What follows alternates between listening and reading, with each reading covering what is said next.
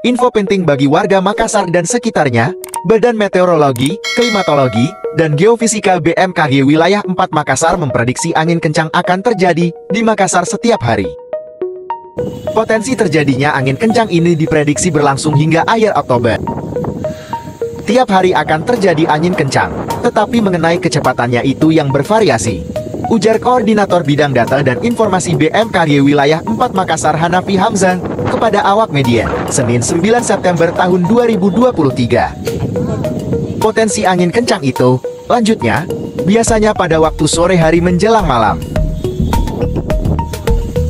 Angin kencang yang terjadi setiap hari itu juga memiliki kecepatan yang berbeda-beda. Pada umumnya berkisar 15 knot atau sekitar 13 km per jam ujarnya. Hanafi berharap masyarakat tenang namun tetap waspada menghadapi kondisi ini.